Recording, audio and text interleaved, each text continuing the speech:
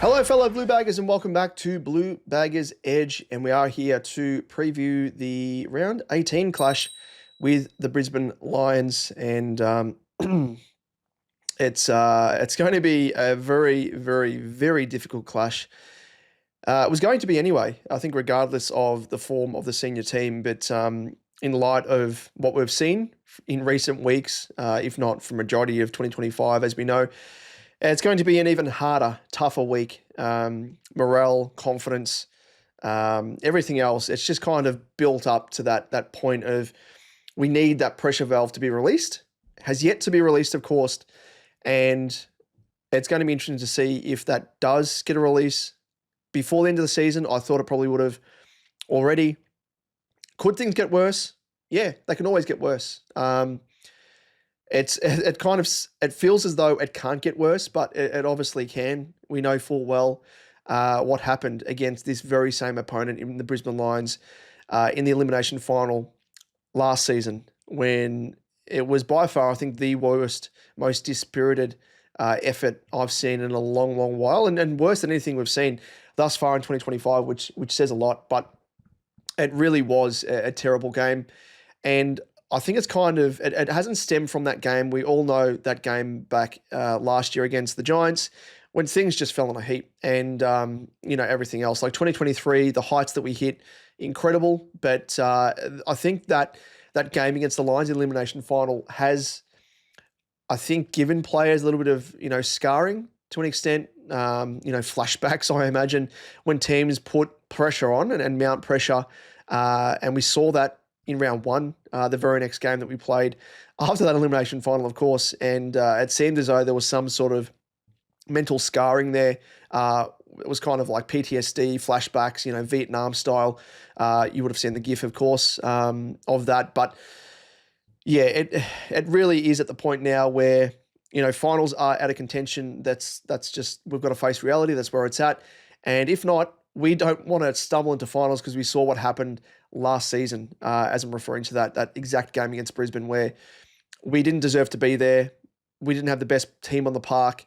The morale, confidence of players was at an all-time low, and that's the result of what we got. Was quite a number of minutes and quarters where we didn't kick a goal, and we struggled to score. But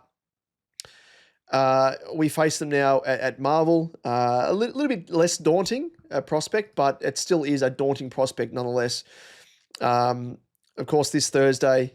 And what are we going to see? And what's it going to take for players to pull their finger out and show some sort of spirit? That's really all I want at this stage. And I know I've spoken enough about Michael Voss and the coaching staff. I'm completely over them. I want them gone. But, what we want to see from the players, and if they are trying to make a stand, if they're trying to protest, hey, we've got 7 rounds of the season to go. Let's just grin and bear it. Unfortunately, in all likelihood, and knock on wood, it happens, Michael Voss and the coaching staff are gone. Maybe 1 or 2 survive. We'll have to wait and see there as to what comes out in the wash. But we just want to see something to cheer. That's virtually what it's come to. And outside of that, we want to see youngsters coming to the team. So with that, a little bit of a segue there. Let us have a look at the team selection heading into this game here. And I don't know about you, but I'm a little bit annoyed in a sense. I think disappointed is probably the word for it. Because, one of the changes we made, 2 of the changes we made were actually really good in terms of the outs. Frankie Evans, maybe Michael Voss was come to his senses and realised that he's had 5 cracks at it at senior level, Frankie Evans. And he seems like a really nice dude, not taking that away from him. But in terms of footballing ability, he just can't crack it at senior level. There are players like that. We all know about Nick Graham. Sorry, Nick Graham, to lump your name into this mix here. But we've seen a whole host of players across the journey that can really play well at the VFL level, but they can't quite translate that to senior level. That's totally fine. But again, we've seen enough evidence, we've seen enough of a data sample size, whatever you want to call it, from Frankie Evans. He doesn't have what it takes to compete at senior level, unfortunately. So please, can we leave it at that? But hey, who knows? Next week, Frankie Evans might come out and kick a couple of goals in the VFL, and Voss will be like, you know what? I just want to give him one more crack, because that's what it seems like, and it's very frustrating. We really need to be, at this point of the season, pouring time and effort into the next tier. We need to be looking towards 2026 and beyond. We're not contending for finals anymore. Get that out of your head as a coaching collective. Just stop it. We are at the stage now. We need to look forward beyond this season, and it still seems as though that we're kind of still clinging on to hope with these ins. Now, Akers, he deserved to go out. Just a piss poor performance. And across 2025, to me, Akers is that sort of player where he has a real massive standard deviation in terms of his scoring. He can, when he's had a really good game, he can smash it. He has an incredible game. As we saw in the finals in 2023 was our barometer. But we all know what he can deliver when he's not on song. And his bad games are absolutely terrible.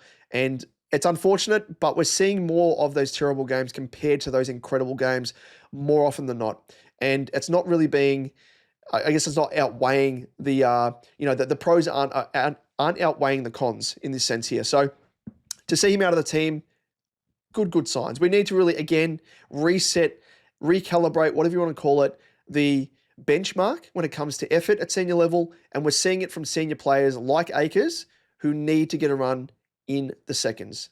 There probably are a couple of other players as well we could lump into them, but hey, we won't really speak to that because we could, I guess, debate that for a long while. But Frankie Evans, again, spoke about him. He is deserving to be out of the team, unfortunately, Frankie Evans. Now, in terms of the ins, Chin Cotter. From memory, he was a carryover last week, and I see his name, and we all know he does his best work from a tagging perspective, the defensive type of his game. He really, I think, when I see his name, I think immediately Lachie Neale, which makes sense. It does make sense. He is probably their most impactful player, when we're talking about players at the height of their game. So it would make sense to bring him in to sort of quell him. But again, are we playing for a win? Are we playing to, play out the rest of the season? That'd be great. That would be great. But we're out of contention now for the finals, and we really need to stop kidding ourselves. I would love to have seen I don't really begrudge Chin Cotter coming back into the team. I think he's probably a little bit unlucky to be outed from the team, albeit hasn't been in the best form. And as for Corey Durden, I don't mind this inclusion here. I think he's been really hard done by across the course of 2025. He's lost his position in the team numerous times now. When we're talking about small forwards and forwards playing to their role, he's done a better job by and large compared to the perennial disappointment, I'll call him that, Jesse Motlop. Now, I will have a little bit of a caveat to that. Jesse has kicked a couple of goals over the past few weeks. So if from an offensive standpoint, where he's been failing for a vast majority of the season, he's actually started to earn some respect back there, I think. But again, there's still so many moments outside of that I think he needs to work upon in VFL level, namely that bit of play, and you all would have seen it, those of you who watched the game and were able to grin and bear it against Port Adelaide, where Port Adelaide were exiting their defensive 50, and Motlop, his opponent, sprinted wide onto the arc of the 50-metre line. Meanwhile, Motlop was dragging his feet, didn't put in an effort at all. Motlop's opponent got the footy. Meanwhile, Motlop was pointing to his Carlton teammate who was manning up on another player to go and man up on his direct opponent, Motlop's opponent. Like, mate, if you are doing that, if I was a senior coach, you're out of the team. You are not playing your role. And if that is, I guess, acceptable from the coaches, Michael Voss, Jordan Russell, we're talking about forward coaches here, that is not good enough. That is simply not good enough. If that is your game plan where everyone is held accountable for any one player of the opposition, that's not good enough. I'm sorry, because what we saw in that bit of play there is the standard that's being set with that mindset of like, okay, well, I can just get away with not running with this player because, hey, it's my teammates' prerogative to pick up that player as well, despite the fact that he was already picking up a player from the opposition to prevent them to get the ball. But the ball was kicked over the top and allowed Port Adelaide to have that easy exit, which has been, again, a big issue in our game. But enough said there. I think there's just, Jesse Motlop needs to recalibrate a lot of his work rate, which is a big issue. Those are the fundamentals, the key basics when it comes to playing football. And if you're not at senior level, at the, correct, standard, then why are you playing at senior level? It really does perplex me. But again, it's a wider issue with regards to standards, the senior coaches, and what they're doing, line coaches across the board, because it's just unacceptable. But anyway, enough about Jesse. Corey Durden, I think, by and large, if you look at his breakdown of stats, the amount of goals that he's kicking, by and large, is probably up there with Fantasia. Orazio, again, another player who I was critical of in 2024, and for good reason, because I think more so he's being played out of position. Voss had this fascination in playing him as a high half forward, which he is not. He doesn't have the leg speed and endurance to do it. He was averaging like 65% time on ground when he wasn't being the starting sub or being subbed off, and just terrible use of a player, which we've seen across the board. Hey, Adam Sard not playing to the offensive, strategy and strength of Sard's game, where he can run, carry, break lines, sprint through the corridor, attacking play, all that sort of stuff. But just on Orazio, the way he's been able to really carve out, which is what he should have been doing initially, that role primarily as a small forward, his bread and butter, incredible. So Orazio, tip the cap to you, mate, to really work your way back into the team. So that is a rare positive here. So I'm glad to see that. But Durden, I think, outside of Fantasia, has been our most promising small forward from an offensive standpoint. So good to see he's back in the team. I think he kicked the sealer, the game match winner, if you want to call it that, against the Pies in the VFL. So good to see good form is rewarded there off the back of that, which is a nice segue here. So I am a massive fan, and I spoke about it in the past, of rewarding players that have shown good form in the VFL. And I'm talking now in terms of, the youngsters, because we're at that stage of the season, as I mentioned, where finals are virtually out of the equation. They need to be. We need to be honest with ourselves. They're out of the equation. So next step, look towards 2026 and reward form in the VFL. I'm not a massive advocate of just giving youngsters a chance in the seniors, because our season's over. No. You need to earn it in the seconds. And there are a couple of players here that I think have really toiled away across multiple weeks and played incredible roles. Now, first and foremost, it's a player here that is named as the emergency. Now, I'll highlight the fact that, yes, there's a 5-day turnaround between the VFL game and, of course, this coming Thursday night game against the Lions. But again, what's stopping us from bringing in one of these youngsters, playing them as the sub, if need be? Hey, we've done Flynn Young as the sub in his first 2 games of his career, which again wouldn't surprise me if it's his third, where he's a sub again, because hey, that's the motive operandi of Michael Voss and co. But we'll speak to that a bit later. Harry Lemmy, let's just highlight him for a moment, because I just want to bring your attention to the fact. Now, that's Fantasia as well. I was just having a look at his stats here. Really incredible stuff from him. And he's kicked multiple goals in 2 games, which is good. So he's kicked 2, 4, 5, 6, and 7 goals. And 7 goals in 6 games probably doesn't seem like much, but in the context of the way our small forwards are performing, hey, we'll take that as a win, that's for sure. And kicked 2 in the preseason game as well against the Giants. But just on Lemmy, he is playing an incredible run of games in the VFL. And we're not talking about games where it's just, 1, 2 goals here, spatterings here and there. No. We're talking about bags of goals. Now, this is a whole lot of games here from rounds 8 onwards in the VFL. He's kicked 7, 2, 2, 4, 1, 3, and 2 most recently on the weekend. Let's count them. 7, 9, 11, 15, 16, 19, 21 goals across the course of 7 games. What more does this bloke need to do to earn a spot in the senior team? Now, if we were at full fitness, if Harry was playing, Charlie's playing, form aside, I think we would say, look, pretty unlucky, Lemmy. You just can't, find a way into the team. Then you factor in the form line of Charlie. Obviously, Harry's not there as well. There's an opening there for him to play to play as a centre-half forward. But hey, is he in the team? Has he been given a recall over the past 7 weeks at all? No, he's earned nothing, apparently, in the eyes of the senior coaching team. It just is so perplexing. You know, as a supporter base, as members, as a collective, we want to see what is on the horizon for Carlton.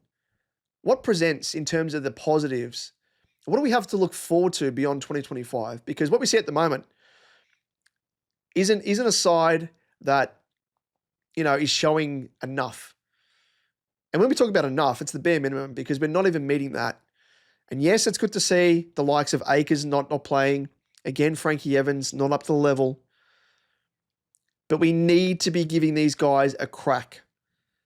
And I refer also to what I've spoken about as well with regards to Flynn Young.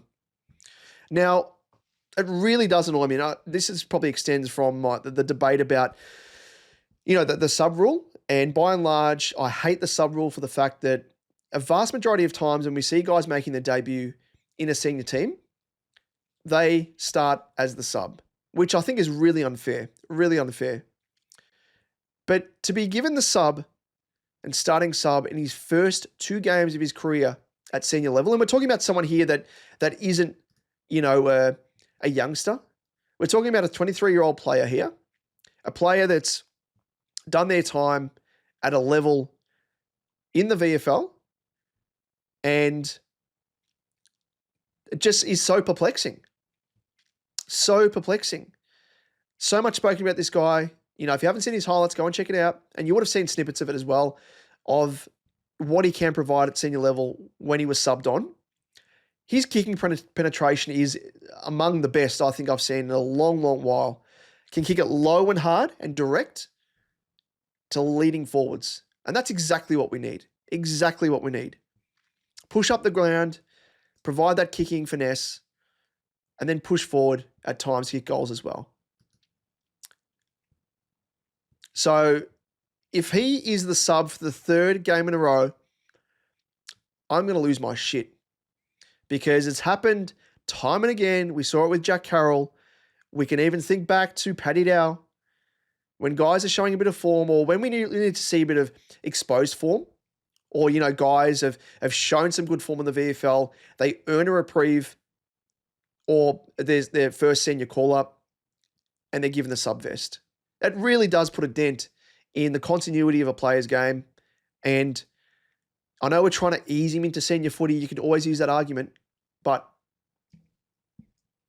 really, these issues with team selection, with, you know, team chemistry, if you want to call it that as well, they've been happening for a long, long while.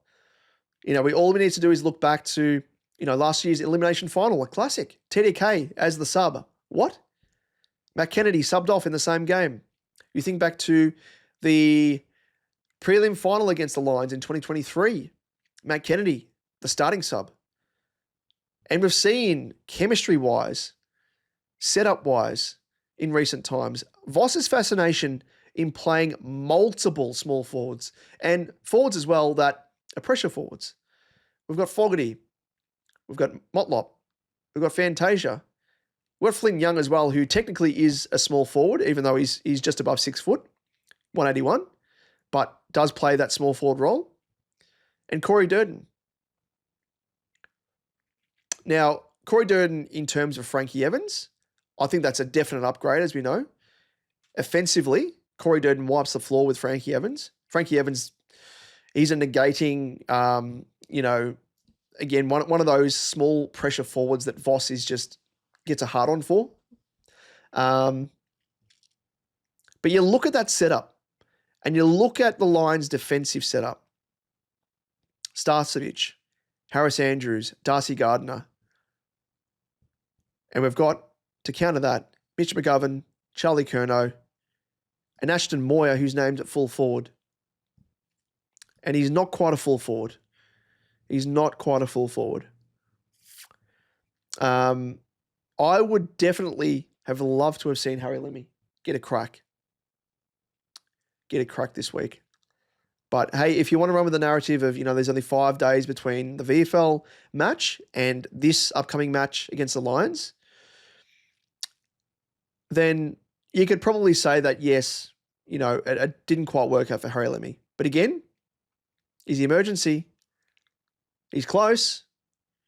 He's very close. But do we need to run a TDK who's out of form as well as a Mark Pitnett? I don't think that's conducive. I would have really loved to have seen, I don't know about you guys, but I would have loved to have seen it. And it's obvious now that TDK has checked out because the way he's playing, the way that he played against Collingwood was piss poor. He's checked out. He's in self-preservation mode. He knows that he's got that big contract on the horizon. And hey, I'm not going to hold it against him. But what I will hold against someone is someone that isn't putting in 100%, that isn't, putting in second, third efforts, something of which he is renowned for when he's played, around the footy, but also just, jumping for the footy and not competing. Just the basics. I would have dropped him. Just a heart-to-heart conversation with TDK. So look, this is where you're at. If you want to leave, that's totally fine. Hey, it's very hard to say no to that sort of money that's being offered your way, stupidly by St Kilda. But if you don't want to be in the senior team, if you don't want to put in 100%, just get out. It's pretty simple. Pretty simple. And we need to be blunt because we're at this level now where the standards are so low. So low, we cannot afford to have players like this continue in the senior team if they're not putting in 100%. Basics. So I would have loved to have seen TDK out. Pitt, you're into the first ruck. You're up against Darcy Fort, who's, a stereotypical, big-bodied ruckman. You're not up against a Tim English that can really run rings around you. You're not up against a Brodie Grundy who can run rings around you.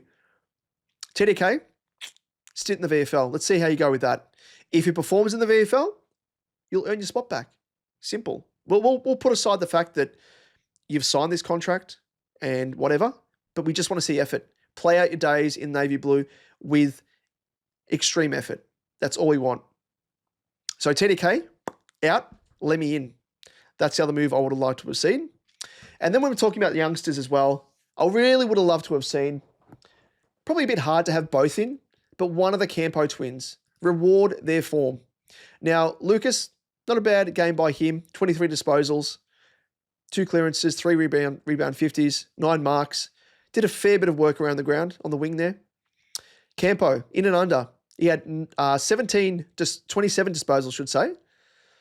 8 clearances, which, mind you, was the most of any in the navy blue. 3 rebound 50s, 4 inside 50s, 4 tackles. And he's played some really nice games since returning from injury. Some really nice games.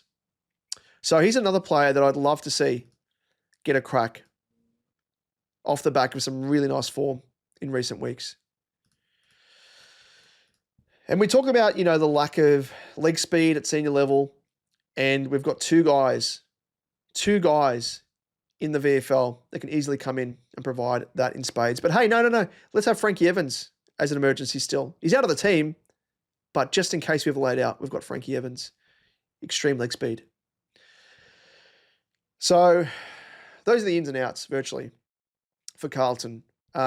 Big in for the Lions, Oscar McInerney. And again, they've probably seen this. Like, let's go with a two-headed combo, TDK and Pitt. In my eyes, you play Pitt. TDK, he's playing up forward. He's not good enough. And I guess you could probably say that Harry Lemmy hasn't been given a crack off the back of TDK being in. He's the extra tall. He's been played forward. He's putting in half-assed efforts, but that's by the by. Don't worry about that. So the coaches. Where we're going to be absolutely smashed in is the midfield, as usual. They're out of form. Georgie Boy, Hewitt, Chera, they're looking all right. Cripper's out of form majorly. Zach Williams, he's named in the wing. I mean, you could probably lump him in as the small forward as well. He's one I didn't outline. Has been pretty good, we'll say. Nothing against Zachy Williams, but his durability is is pretty shaky, as it always has been, but very, very shaky. You know, it's just it's going to be a hard game to watch. This it really is. Let's just have a quick look. Willow ratings, a bit of a breakdown here, and they've been so nice to put together this match preview here, and I love this when it comes to stats. Just an easy way to digest things. Last 10 matches against the Lions, we've won 2. One of which was opening round, of course, when we came back in 2024. I was at that game at the Gabba. It was an incredible game. Thought it was going to be, setting the tone for a really nice season. And it ended against the Lions that season with, as we know, a very, very shit performance. And that, if you didn't watch the game, that there is just flatters the Carlton football team. But outside of that, we've struggled a fair bit. We hadn't beaten the Lions since 2019 in round 12. Now, it's quite hilarious here. The prediction here from Willow Ratings, they've said that Brisbane will win by 9.5 points. I think it's going to be a little bit more than that, if we're going to be honest with ourselves. 61% chance of happening. I think that's probably a much, much higher percentage chance. But they've got a rating breakdown here from attack, defence, and overall. So obviously, attack and defence, you get the overall. So with the Lions, they've got a positive plus 5.3. Defence, positive plus 7.1. Collectively, 12.4 overall plus.